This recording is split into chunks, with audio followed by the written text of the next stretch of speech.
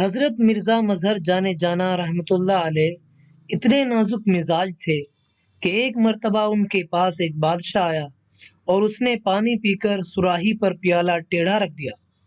حضرت نے صبر کر لیا لیکن سر میں درد ہو گیا۔ کچھ دیر کے بعد بادشاہ نے عرض کیا کہ حضور، میں چاہتا ہوں کہ خدمت کے لیے آپ کو کوئی نوکر دے دوں، اس کی تنخواہ ہم شاہی خزانے سے دے دیں گے۔ فرمایا کہ بھائی، اب تو میں نے صبر کیا لیکن اب برداشت نہیں ہے۔ جب آپ کو صراحی پر پیالہ رکھنا نہیں آتا، پیالہ کو ٹیڑھا رکھ کر میرے سر میں درد کر دیا تو آپ کے نوکر کا کیا حال ہوگا؟ بس معاف کیجیے، آپ نوکر نہ دیجیے۔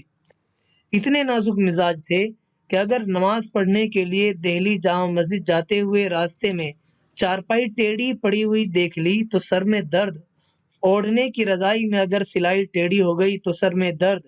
ان کو الہام ہوا کہ اے مظہر جانے جانا، تو بڑا نازک مزاج ہے، میری ایک بندی ہے، زبان کی بہت کڑوی ہے، اگر تو اس سے شادی کر لے اور اس کے ساتھ نباہ کر دے تو میں سارے عالم میں تیرا ڈنکا پٹوا دوں گا، تجھ کو اتنی عزت دوں گا کہ ساری دنیا میں تیرا نام ہو جائے گا، تجھ سے دین کا زبردست کام لوں گا۔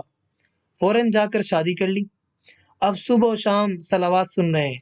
صلوات یعنی ٹیڑھی ٹیڑھی کڑوی کڑوی باتیں، لیکن کیا انعام ملا؟ ان کے خلیفہ ہوئے شاہ غلام علی رحمۃ اللہ علیہ، اور ان کے خلیفہ ہوئے مولانا خالد کردی رحمۃ اللہ علیہ شام میں۔ انہی کے سلسلے میں مفسر عظیم علامہ سید محمود بغدادی رحمۃ اللہ علیہ داخل ہوئے، اور انہی کے سلسلے میں علامہ شامی ابن عابدین رحمۃ اللہ علیہ بیعت ہوئے۔ اللہ تعالیٰ نے ایسا ڈنکا پٹوا دیا۔ ایک طالب علم نے کہا کہ آج میں نے آپ کے لیے کھانا مانگا تو آپ کو بہت برا بلا کہہ رہی تھی، یعنی آپ کی بیوی آپ کو بہت برا بلا کہہ رہی تھی، آپ نے کیوں ایسی عورت سے شادی کی ہے؟ حضرت مرزا مظہر جانے جانا رحمۃ اللہ علیہ نے فرمایا کہ بے وقوف، اس کی کڑوی کڑوی باتوں کو برداشت کرنے سے اللہ نے مجھ کو اتنا تعلق، اتنا قرب عطا کیا ہے کہ آج سارے عالم میں میرا ڈنکا پٹ رہا ہے۔ مجھے اللہ نے ایسی عزت دی ہے جس کا میں تصور بھی نہیں کر سکتا۔ مخلوق کی ایذا پر صبر سے اللہ تعالیٰ انعام بھی بہت بڑا دیتے ہیں۔